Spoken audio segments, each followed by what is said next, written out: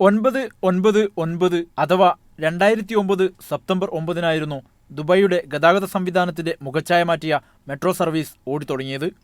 ചൂളം വിളിക്കാതെ ഓടിത്തുടങ്ങിയ അന്നു മുതൽ 5-ാം വയസ്സിലെത്തുന്നതുവരെ 50 കോടി യാത്രക്കാരാണ് റെഡ്, ഗ്രീൻ ലൈനുകളിലായി സഞ്ചരിച്ചത്. 2009 റെഡ് ലൈനിലെ മാൾ ഓഫ് ദി എമിറേറ്റ്സ് സ്റ്റേഷനിൽ ദുബായ് ഭരണാധികാരി Sheikh Mohammed bin Rashid Al Maktoum ഉദ്ഘാടനം ചെയ്ത ഡ്രൈവറില്ലാത്ത ലോകത്തെ ഏറ്റവും വലിയ മെട്രോ ട്രെയിൻ സർവീസ് ദുബായിയുടെ അഭിമാനമായി മാറിയിരിക്കുന്നു.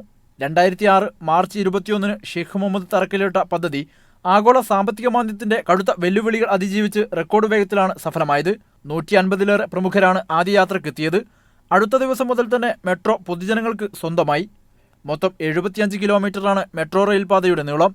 റാഷിദിയ സ്റ്റേഷനിൽ നിന്ന് തുടങ്ങി ജബലലി ഫ്രീ സോൺ വരെ 52.1 കിലോമീറ്റർ റെഡ് ലൈനിലെ 10 സ്റ്റേഷനുകളാണ് ഉദ്ഘാടന സമയത്ത് പ്രവർത്തന സജ്ജമായത്. ഇപ്പോൾ റെഡ് ലൈനിൽ 29 സ്റ്റേഷനുകളുണ്ട്. ഇതിൽ 4 ഭൂമിക്കടിയിലാണ്. 24 സ്റ്റേഷനുകൾ കെട്ടി ഉയർത്തിയതും 1 തറനിരപ്പിലുമാണ്.